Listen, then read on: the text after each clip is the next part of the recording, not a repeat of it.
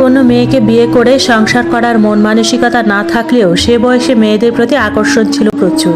তাদের সাথে একটু কথা বলতে ইচ্ছে করতো, তবে ইচ্ছেটাকে মনের মাঝে কবর দিয়ে রেখেছিলাম। মিথিলার পরনে ছিল কালো বোরকা হিজাব, মুখটা কোনো রকম দেখা যাচ্ছিল। সম্পূর্ণ শরীর ঢাকা থাকলেও যে মেয়েদের এত সুন্দর দেখায়, মিথিলাকে না দেখলে জানতেই পারতাম না।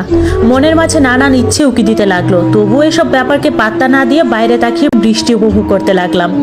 মিথিলাও কোনো প্রকার কথা বলেনি আমার সাথে। সময়ের সাথে সাথে বৃষ্টি বেড়েই চলছে, এত সময় দাঁড়িয়ে থাকা সম্ভব নয়। তাছাড়া সন্ধ্যা হয়ে আসছে, অন্যদিকে ক্ষুধাও লেগেছিল, কিন্তু বাইরে প্রচন্ড বৃষ্টি। এমন অবস্থায় বাড়িতে ফিরলে 3 দিন আর বিছানা থেকে উঠা লাগবে না। সময়ের সাথে সাথে বৃষ্টি বেড়েই চলছে। মিথিলা আর আমি দুইজন দুই দিকে মুখ করে দাঁড়িয়ে আছি, কোনো প্রকার কোনো কথা বলিনি আমরা। হঠাৎ তাকিয়ে দেখলাম মিথিলা কাঁপছে, ভয়ে নাকি শীতে ঠিক বলতে পারবো না। আমি ওকে প্রশ্ন করে বসলাম, আপনার কি কোনো অসুবিধা হচ্ছে? মিথিলা ভয়ার্ত গলায় জবাব দিল, আসলে সন্ধ্যা হয়ে আসছে তো, কিন্তু বৃষ্টি কমছে না। আমি কি করে বাড়ি যাব তাই বুঝতে পারছি না। মেয়েদের প্রতি ছেলেদের অশেষ দরদ থাকে, আমারও ছিল না এমনটা নয়। আমি হিরো হিরো ভাব দেখিয়ে বললাম, ভয় নেই, আমি আপনাকে পৌঁছে দিব, তবে বৃষ্টি একটু কমলে। কিন্তু আপনি এখানে আটকে গেলেন কি করে? আমি স্কুল থেকে ফিরছিলাম, তখন বৃষ্টি শুরু হলো। ভেবেছিলাম একটু পরেই বৃষ্টি কমে যাবে, কিন্তু সন্ধ্যা হয়ে এলো, এখনো বৃষ্টি কমছে না। আমি একা বাড়ি যাবো কি করে এখন? আমার অনেক ভয় করে। সকলে হয়তো অনেক চিন্তা করছে আমার জন্য। কথাগুলো বলে কান্না শুরু করলো। এই মেয়েরা কথায় কথায় কাঁদতে পারে। যাই হোক, সেদিন হিরোর পাঠ নিতে গিয়ে মিথিলাকে রিকশায় করে বাড়ি পৌঁছে দিয়ে এসেছিলাম। ওখানে অনেকটা দূরে ছিল বলে আমাদের যেতে সন্ধ্যা পার হয়ে যায়। ভেবেছিলাম মেয়েকে সুস্থ পেয়ে ওর বাড়ির লোকেরা আমাকে যত্ন করে খাইয়ে দিবে, কিন্তু না। মিথিলা বাড়ির সামনে রিকশা থেকে নেমে অতি আবেগপ্রবণ হয়ে আমার দিকে একটা চকলেট বাড়িয়ে দিয়ে বলল, আপনাকে সবকিছুর জন্য ধন্যবাদ। আমিও খুশি মনে ওর হাত থেকে চকলেটটা নিতে গেলাম, কিন্তু তার আগেই মিথিলার গালে কেউ প্রচন্ড জোরে চড় মারলো। এত জোরে চড় মেরেছে যে মিথিলা মাটিতে পড়ে গেল। তারপর কয়েকজন লোক মিলে আমার শার্টের কলার ধরে রিকশা থেকে নামাতে নামাতে বলল, ছোট লোক, তোর এত সাহস আমার বাড়ির মেয়ের দিকে হাত বাড়াস, তোরে আজ খুন করে ফেলবো। এরপর কোথা থেকে একজন লোক এসে সাক্ষ্য দিল যে আমাদের নাকি কি সব করতে দেখেছে। মিথিলার ডাকে বাস্তবে ফিরে আসলাম। মিথিলা চিৎকার করে বলছে, কি হলো, কি এত চিন্তা করছো তুমি? আমি শান্ত গলায় বললাম, কিছু চিন্তা করছি না, আসলে ভাবছিলাম কি করে বিয়ে হয়েছিল আমাদের। তুমি আজ অফিসে যাবে না?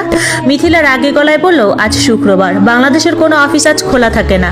আমি মুচকি হাসলাম, তারপর বললাম, আসলে রোজই তো রিক্সা নিয়ে বের হতে হয়, তাই বুঝতে পারি না কোন দিন ছুটি। তুমি তো সরকারি কর্মকর্তা, তুমিই ভালো জানবে। মিথিলা আমার কথার কোনো উত্তর দিল না, শুধু চোখের পানি মুছে বলল, জানো তো আকাশ, কেউ যদি নিজের মনের ভেতর বিষ ঢুকিয়ে রাখে, তাহলে তার কাছে পুরো পৃথিবীটা বিষাক্ত মনে হয়। তুমি আমাকে বারবার সরকারি কর্মকর্তা বলে কি বোঝাতে চেষ্টা করছো? দয়া করে একটু পরিষ্কার করে বলবে? আমি মিথিলার দিকে তাকিয়ে বললাম, আমি কিছু মনে করতে চাই না রে পাগলি, এই সমাজটা এমনই রে। রিক্সা চালকের বউ বিসিএস ক্যাডার হতে পারে না, আর পারলেও তারা মেনে নিতে চায় না। এরা সমাজকে 2 ভাগে ভাগ করে নিয়েছে। যাই হোক, চলো আজ তোমাকে তোমাদের বাড়িতে নিয়ে যাব। তুমি চাকরি পেলে মা বাবাকে মিষ্টিমুখ করাবে না?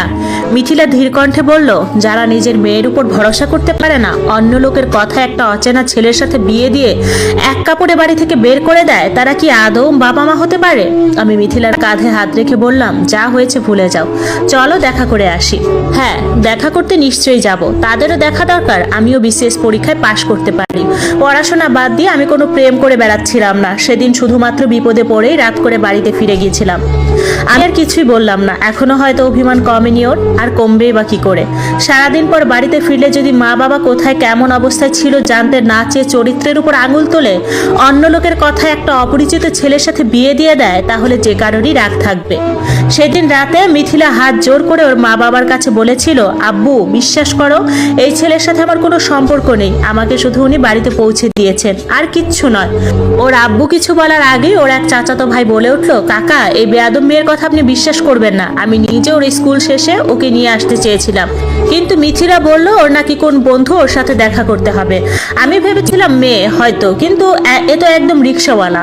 ওর চাচাতো ভাইয়ের কথা শেষ হতে ওর চাচা বলে উঠলো, ভাই, তোর মেয়েকে এই ছেলের সাথে বিয়ে দিয়ে দে, এসব করে বেড়ালে এলাকায় আমাদের কোনো মান সম্মান থাকবে না। মিথিলা ওর আব্বুর পা ধরে কাঁদতে কাঁদতে বলেছিল, বিশ্বাস করো, এই ছেলেকে আমি চিনি না, আমাকে তোমরা বিয়ে দিয়ে দিও না, আমি অনেক পড়াশোনা করতে চাই। কিন্তু সেদিন ওর কোনো আকুতি মিনতি ওর বাবা শোনে না, বরং ওর মা বলে তোর মতো মেয়েকে জন্মের সময় লবণ খাইয়ে মেরে ফেললে ভালো করতাম। আমিও হাজারবার ওদের বোঝানোর চেষ্টা করি যে আমি মিথিলাকে চিনি না, কিন্তু কে শুনে কার কথা। সেদিন রাতে কাজী ডেকে মিথিলার সাথে আমার বিয়ে দিয়ে দেয়। একা নিজে ঠিকমতো খেতে পারতাম না, তার উপর আরেকজনের দায়িত্ব। নিজের উপরে অনেক রাগ হচ্ছিল, কেন যে মরতে ওই দোকানে দাঁড়াতে গেলাম। আল্লাহ আমাকে উদ্ধার করো। ওদের বাড়ি থেকে বেরিয়ে আসার সময় ওর চাচাতো ভাই মিথিলাকে ডেকে বলল, তোর বিসিএস ক্যাডার হওয়ার স্বপ্ন শেষ মিথিলা, আর কখনো তুই আমার পিছনে লাগতে আসবি না। পড়াশোনায় একটু ভালো বলে তোর পা মাটিতে পড়তো না, এখন হলি তো রিক্সাওয়ালার বউ। রিক্সাওয়ালার বউ নাকি আবার বিসিএস ক্যাডার হবে। ছোট থেকে আমি অপমান খুব একটা সহ্য করতে পারতাম না। কেউ আমাকে খোঁচা দিয়ে কোনো কথা বললে তার জবাব দিয়ে দিতাম মুখের উপর।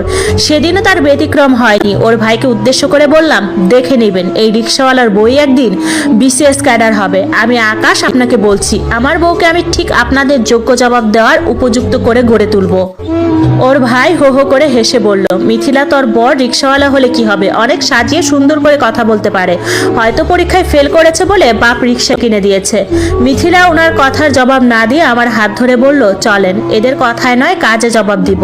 আমি হাত করে মিথিলার দিকে তাকিয়ে রইলাম। মেয়েটা যে বড্ড জেদি তাই স্পষ্ট বোঝা যাচ্ছে।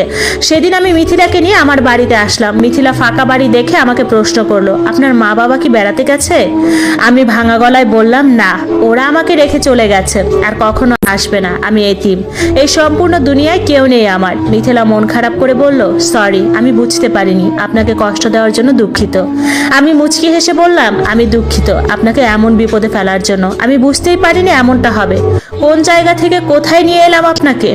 আপনি কি করবেন বলেন? আপনি তো আমাকে সাহায্য করতে চেয়েছিলেন, কিন্তু হয়ে গেল অন্যরকম। আল্লাহ নানানভাবে আমাদের পরীক্ষা নেয়। আল্লাহ কোরআন শরীফে বলেছেন, নিশ্চয়ই কষ্টের সাথে রয়েছে স্বস্তি। আমি আমার তকদির মেনে নিয়েছি, আপনিও মেনে নিন।